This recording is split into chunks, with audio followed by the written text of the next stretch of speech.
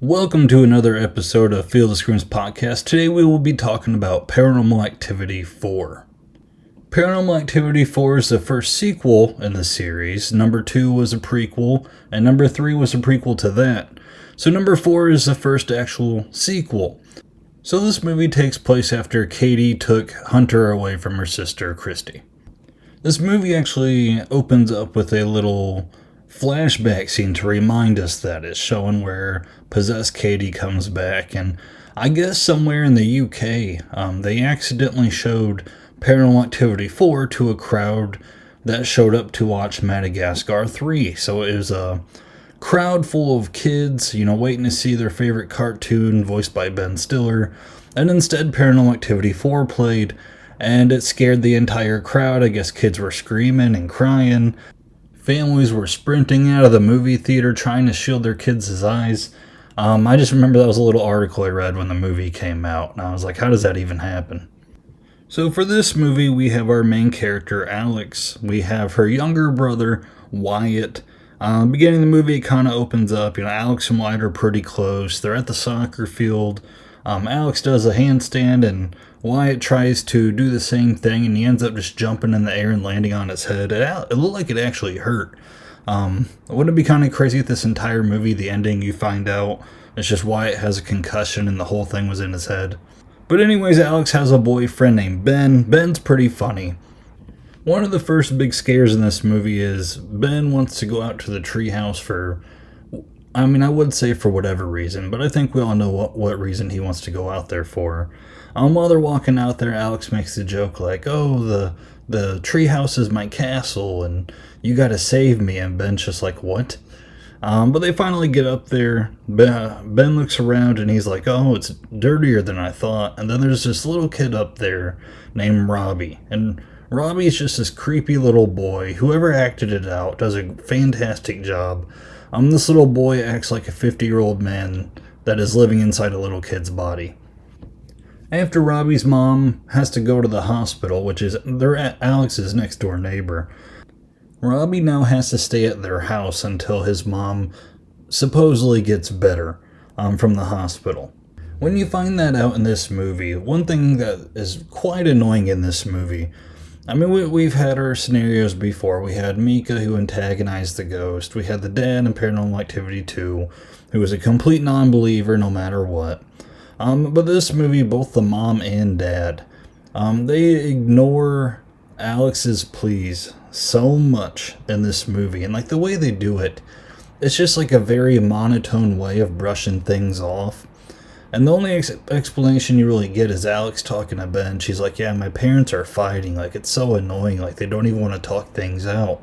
And then the rest of the movie, they just don't want to talk about anything. They'll show the dad something on camera, and he's like, oh, that's crazy you guys did that. And they're like, no, we didn't do that. And he goes, I couldn't even work my phone, and then practically runs out of the room.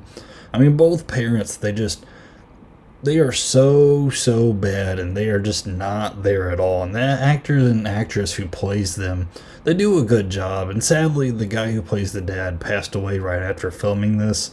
But the characters, what was written for them, it's just really weird with how they just write everything off. At least the dad in Paranormal Activity 2, he will stand in the room and he will fight the girl tooth and nail telling her that ghosts don't exist.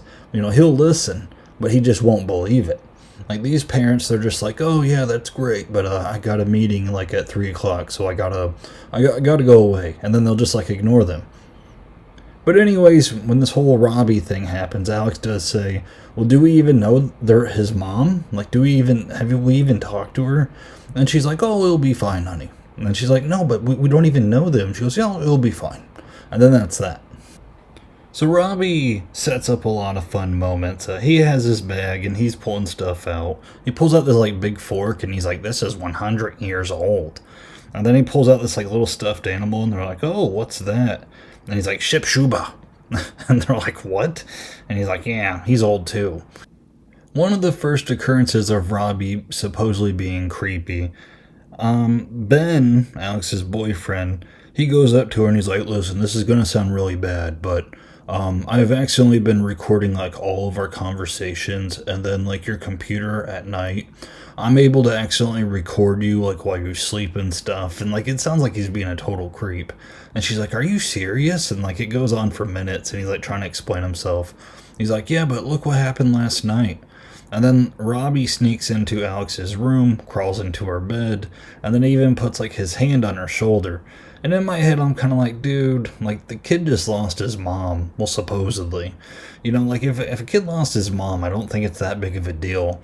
And Alex's mom says the same thing, 'cause she brushes everything off. She's like, "Oh, he's just a sad boy. It's fine, Alex." And then she has to move on.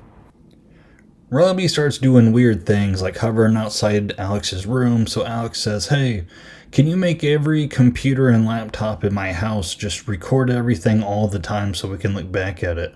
And he's like, "Sure, no problem," which I'm pretty sure you can't do that.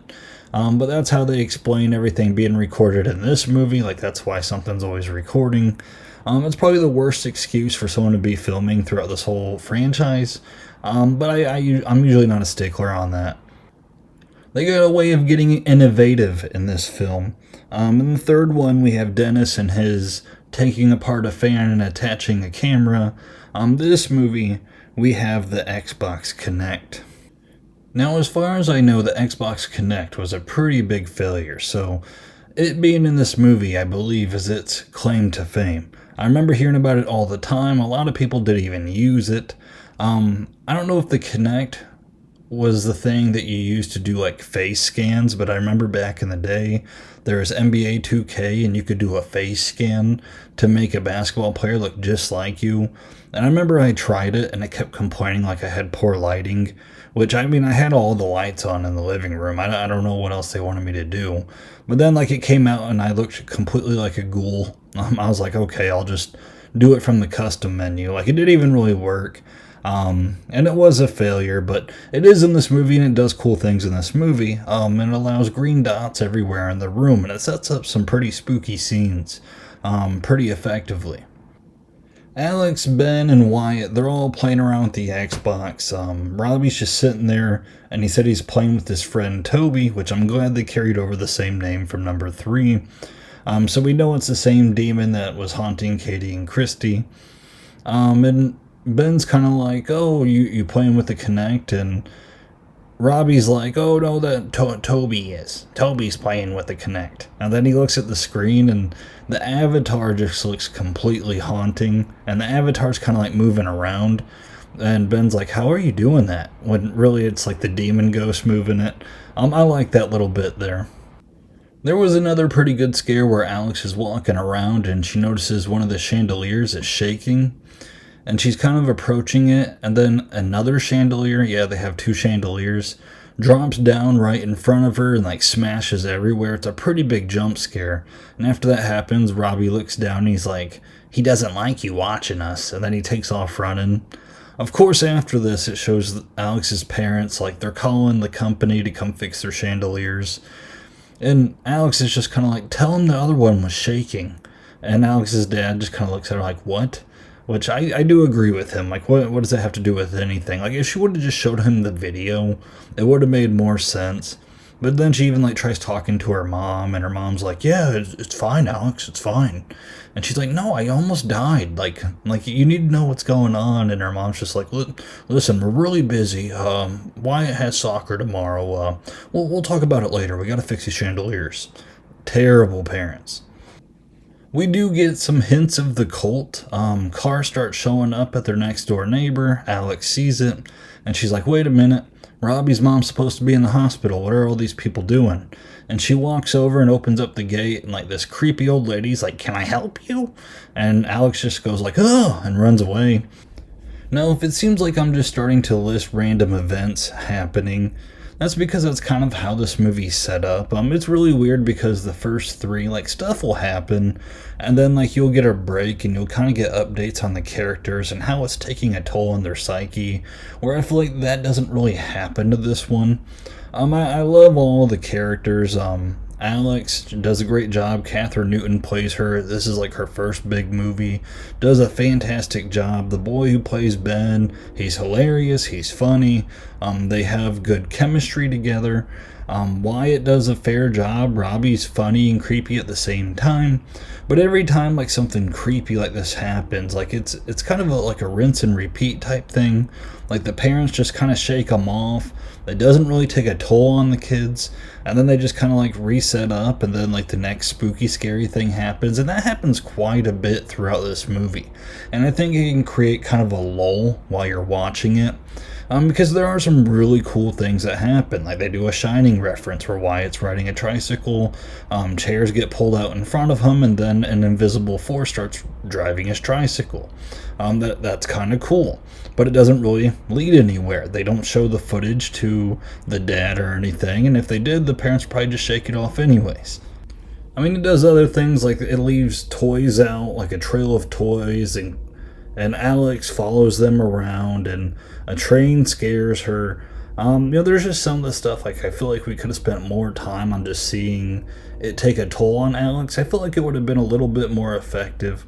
But it does have some stuff that kind of ties into the lore. Robbie paints a bunch of symbols all over Wyatt. So they find out what the symbols are, from the third one. Then we get some research once they figure out the symbols, and they kind of go into more lore. It says stage 1, actuation. The host will show signs of pre-eternal ability. Stage 2, affirmation. Host proves ability to use pre-eternal ability.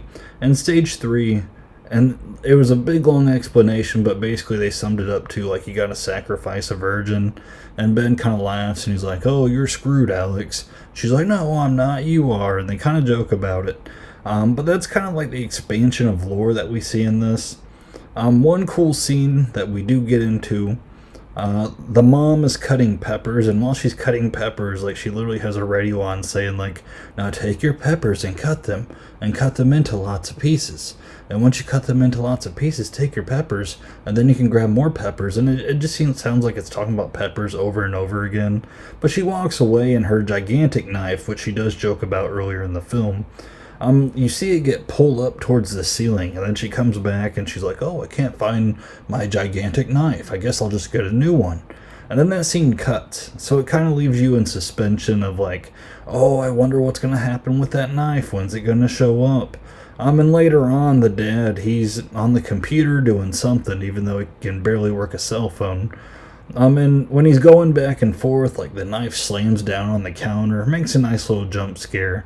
And even then when that happens, the dad's kind of like, "Oh, like something bad is happening." And the mom walks in and she goes, "Hey, I'm going to bed. You should come upstairs." And he goes, "Hey, a knife literally just fell from the ceiling." And he's like holding the knife up. He looks insane. And the mom just writes him off. She goes, "Oh, whatever. I'm going to bed. You come up if you want." And then he goes, "No, seriously, a knife fell from the ceiling." And she goes, "Whatever, don't come up." And then she like stomps away. And then the dad's just like, "Well, I guess I gotta do nothing." Robbie does eventually talk Wyatt into going into the neighbor's house, so that's what Wyatt does, and Alex has to go over and get him, and she's recording while she does. And she walks up to the neighbor's house, opens up the door, and just walks right in, trespasses. And while she's doing that, she finds her brother and starts scolding him, and guess who turns around the corner? Katie! She's back! Once she walks around the corner, she looks at Wyatt and she's like, "Oh, thank you for playing with Robbie." And she's like talking to Wyatt. And Alex is basically just like, "Yeah, we need to get home." And then Katie looks down at him and goes, "You look just like your mother." And Alex is like, "Oh, okay, I didn't know you seen her, but okay." And then they like walk out of the house. Katie is a very exciting force in all the Paranormal Activity movies. And I'm trying to recall if there's any movies that don't have her in it, but if they don't, it's a huge sin, and that is very dumb of them. So in this part of the movie, Wyatt starts talking to Alex and says, "Hey, Robbie said that both me and him are adopted." And Alex like talks to him about it, and then I think she even like talks to her mom about it, and her mom's like, "So what? It's fine." And Alex is like, "No, but don't you think that's weird that Robbie knows that he's adopted?" And the mom's like, "Yeah, but I mean, why are you making a big deal that he's adopted, Alex? Like, it's fine that he was adopted. He's our family just the same. Alex is like, that's not what I'm saying. And the mom just brushes it off again. The parents are the worst. There's a scene of Wyatt going downstairs and he starts yelling, "My name's not Hunter." So you can kind of see where they're going with it. And we're going to talk about the lore all at the very end. But even during that, it's the room with the Connect going, and while he was walking downstairs, you see a little boy ghost, and it looks really creepy. The Connect was a really cool setup they do. But then later, Wyatt gets in the bathtub. It sounds like he's listening to SpongeBob. While he's in the bathtub, he gets sucked underwater, which just seems really cool. I imagine they had a little door at the bottom of the tub, and they probably just pulled him through and then let him go back through when he was done. But whenever he comes back out of the water, he does not look like he's all there. The mom helps him out of the bathtub, and there's something clearly wrong with the kid. The mom's like, "Oh, are you all right?" And then just takes him right out. This part kind of made me laugh. So the mom and dad are sitting on the couch. The mom has a margarita in her hand, just drinking away, clearly gone. And the dad's like, "Oh, where's Alex at?" And the mom's like, "Oh, she's sleeping finally." And the dad's like, "Oh yeah, I remember you said she was missing out on some sleep." And the mom's like, "Yeah, I gave her some of my sleeping pills." And the dad's like, "Wait, what?" And she's like, "Yeah, my prescription sleeping pills. I gave her some so she would sleep." And then the dad snaps out of the monotoneness for this one scene. And he is pissed. He's like, "Are you fucking kidding me?" And starts going off. It's the one moment we get emotion from him. And I'm like, thank God, finally. And the mom's just like, "I'm sorry, she needs sleep." And the mom brushes him off. It's so stupid.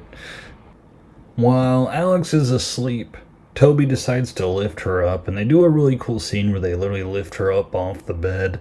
It looks awesome. They put it on movie posters. It's really well done. The name Hunter is now written on Wyatt's door, and Wyatt is now walking around claiming to be Hunter. The parents decide to leave the house, even though Alex is claiming all the stuff is going on. She even says, "I don't want to be left alone in this house." And the mom's like, "Alex, it's fine. I gotta go buy margaritas. It's fine." And brushes her off and leaves her anyways. She starts going through some creepy stuff. She was talking to Ben, but Ben's like, "I gotta go." And the garage door opens up, and then she closes the garage door. The garage door then opens up again. She walks into the garage door, and once she's in there, the garage door slams shut hard. The car turns on, which starts expelling gas all over the garage. And honestly, this is probably my favorite scene from this movie. It is intense. The door is locked. Alex is panicking. She's coughing. She's on the ground. She's fighting. She has to smash in the window. She hops in the car, flips it into reverse, and smashes through the garage door. Awesome scene. And during all this, Katie's going through the house, trying to hunt down Wyatt, who is indeed Hunter. And she's like, "Hey, it's your Aunt Katie. Come on out. You're almost ready." And basically just taunting him while Alex was panicking in the garage, trying to get out.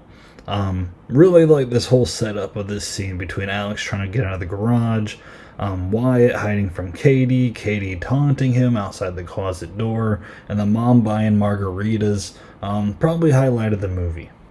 So after all of this, the scene cuts to Alex with her parents, and she is freaking out. She's crying, she's screaming, and her parents are just like, Alex, calm down.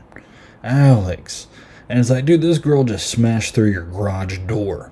Your car is damaged. Your garage door is damaged. My garage door was just damaged, and guess what? It cost a pretty penny to fix that up. Literally, when I went to go see the new Final Destination movie, freaking my garage door exploded and springs shot out everywhere. It was literally from the movie Final Destination. Scared the crap out of my whole family. When the guy came to fix it up, it cost a lot of money. Like it was not, we were not happy about that. And that was just a random time. So if your daughter drives a car through a garage door, like there is no way you're just like, oh, it's fine. Like it's fine. Like how they're doing. And like Alex, like she is literally like the voice of the viewer. She was like, I was literally locked in a garage and I was almost poisoned to death and I had to drive the car out of the garage. And they're like, Alex, calm down. It's fine. So let's talk about how this all wraps up. So eventually the dad goes up to Alex and says, hey, listen, we should go talk. We should go eat dinner and we should talk a little bit. And Alex is like, well, you never listened to me anyways. And he's like, well, I'm ready to listen now, which good for him. He stepped up. So they leave, and the mom doesn't go with. It's like, what? And like, I don't care if you're fighting with your partner. Like, your daughter was traumatized. Your husband's offering to take her out to go eat so he can listen to her. And then the mom's just like, well, I gotta stay home and like cut up peppers and drink margaritas. So the mom stays home. A book falls. The mom goes to pick it up. And when she does, it like falls down again. She picks it up. And when she does, she backs up and she bumps into something. It's kind of a callback to Paranormal Activity 3. But when she bumps into something, like again, she's like very monotone and she looks surprised. And she's kind of like, oh, it's fine. It's fine. And Toby must have been as tired of her as I am because he yeeted her all the way up to where she smashed the ceiling and falls back down and now she's dead. So we don't have to deal with monotone mom anymore. Poor Ben, though. Ben does go in the house. No one's home. And he sits down at Alex's computer. And when he does that, Katie sneaks up behind him and snaps his neck to where his head spins all the way around. Once that happens, Alex's dad's driving Alex back home. And they see Katie and Wyatt walk into the neighbor's house. And the dad's like, well, that's not right. And he goes, I'm going to drop you back off at home. You go make sure everything's fine, that mom's okay. And I'm going to go to the neighbor's house and get Wyatt. So he drops Alex off. And the movie does kind of a weird thing to where Alex shows up. And one, I don't know where her mom's body would be. Because I don't think she sees that. Maybe she does see it. I can't recall. But then she goes into her room, goes into her closet, and she screams when she sees Ben's body. And then something literally like throws her out of the closet. And when it throws her out of the closet, and then cuts to her like running on the street and running to the neighbor's house. And then like it goes like full spooky haunted house mode where the dad's being dragged around by something invisible. She's like following him. She hears Wyatt. Basically they're running around, and at the end, she sees Wyatt. I don't even think you see what happens to the dad. I think you're just like assuming that he's dead. Wyatt's like standing out in the yard and Alex is like, hey, we gotta go. And she turns around and there are like thousands of cult members marching towards her. And then she turns around again and Katie's there and kills her. Oh, I skipped a part. Katie also has a pretty cool part earlier when she's in the house. Then she sees her like in the living room, and Katie charges her and she shuts the door, and like Katie's arm like shoots through the door. That was Katie's other cool part. So Katie has some pretty good scenes in this movie. So I'm just gonna talk this movie through my overall thoughts. So Alex, Ben, Wyatt, all did awesome jobs as main characters. Their parents sucked. Robbie does a good job playing a creepy little kid. Katie does fantastic in all the scenes that she's in. And it's also like after you watch Paranormal Activity 1 and 2, 3 was fantastic and a great movie. But I mean, during that whole time period, I was like, man, I can't wait to see Possessed Katie. So it was cool to see her in action. Now, some negatives about this film. It does lack atmosphere, and I said that earlier in the episode.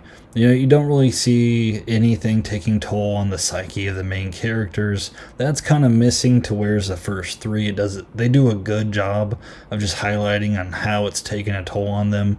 You don't really get that in this movie, so there's not a whole lot of atmosphere.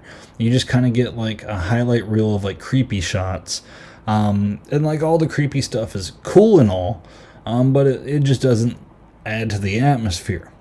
Another thing, I feel like this movie kind of confuses the lore a lot. I think a lot of people question the lore. One thing I think that has to be specific, I mean, you got to fill in a lot of the blanks with this movie. And I think one of the blanks you have to fill in, because people are always like, wait, so Katie was sick in the beginning of the movie? And I don't really think that was it. I think Katie kind of like invaded that house, attacked whoever was in it. And then once she attacked whoever was in it, she had little Robbie with her, who was like a little... I mean, the directors called him a messenger, I think was their word they used. And when they said messenger, they said like he was very close to Toby and he's able to talk other kids into like joining the cult. So that was Robbie's little role. So once Katie hurt whoever was in the house or even killed, Katie probably called the mom, and the mom doesn't care about anything. And she's like, hey, can my son stay with you for a little bit so we can then get Wyatt, who is Hunter. Now here's the thing that I question. I questioned it the first time I watched it, and I question it now when I rewatch it. Because number 2, like literally in the flashback scene, we see Katie walk out with Hunter. So why does Hunter end up in this family, through adoption? It really doesn't make sense. Like, unless she's like running from the cops, she gets busy, she gets hurt or something, she loses track of Hunter, and when she loses track of him, the cops come across Hunter, and when they do that, they put him into adoption because they can't find his parents. And then like he goes to this family, so then Katie has to track him down with the cult members helping her. Now, if they wanted to go that route, they literally could have done like a cop camp, the cams that cops have, showing up to a place, seeing a lady run away, seeing that a baby was just like laying there. They're like, oh, it's someone's baby. And then like go through a little process of like, oh, this baby was taken in by this family. And then, oh, hey, here's the movie that we're watching right now. I feel like just adding that little scene would have made a lot more sense. That way people weren't like, well, this movie makes no sense. Because, when you started off with like, hey, possessed lady takes kid. Oh, well, guess what? That possessed kid was with this family the entire time because he was adopted. Like, you're throwing a really late twist late in the movie, to where we think we understood it all. It would have made a lot more sense if Hunter was Robbie. That would have made a lot of sense. It would have flowed. But that little sudden twist of like, oh, Wyatt is Hunter. It's like, well, how does that even happen? And if you would have just put that little scene in to where somehow Katie loses track, cops take him in, put him into an orphanage, he gets taken in by the family, we don't have to deal with that. And like, it wouldn't have been that hard. It's just kind of surprising that they would leave this many gaps, because these are the same guys that made number 3. So I don't really know why. I don't know why they made this the way they did. It just seems like there's a lot of gaps. Maybe they were tired. I don't know.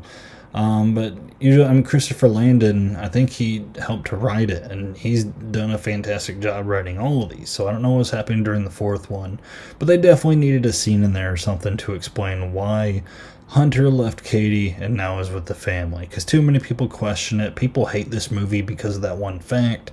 I don't know if I would go that far, but it is a huge, glaring problem for the movie. Another thing too, the mom's death is the dumbest death in the franchise so far. Literally Toby just tossing her up to the ceiling and her falling and dying. I mean, her character was dumb all the way through the movie, but we didn't have to make the death dumb too. Despite the problems that I say this movie has, I do think it is very entertaining. I think if it's a late Friday night, you want to put on like a spooky ghost movie, I think this one can work. I think it has some cool stuff going on in it. It does lack atmosphere, but it does try to do things. The lore is a little messed up, but I think overall it's a fun movie. It's well acted. The chemistry's great through all the actors and actresses. I don't have a problem with this movie. A lot of people hate this movie. I don't. I think it's pretty good. I still like it. I think just one of the things it's kind of guilty for is it kind of spins the same wheels that we've been doing in this franchise. So if you're kind of getting tired of the Paranormal Activity gimmick and you get to this 4th one, it doesn't really break any new ground. And the lore that introduces, like the 3 rules that I said earlier in this podcast episode, it really doesn't add anything to it. So I could definitely see people's problems with it. But overall, I enjoy this film. So yeah, that's my review for Paranormal Activity 4. If you're still listening, thank you so much. Comment, tell me what you like and dislike about this movie. I'm sure there's a lot of things people dislike, because I've seen it all over Reddit and reviews and stuff. If you like it, tell me why also. If you could give this episode a like, it gets out to other people. And we're going to keep treading on. We're going to review the marked ones. So, again, thanks for listening, and until next time.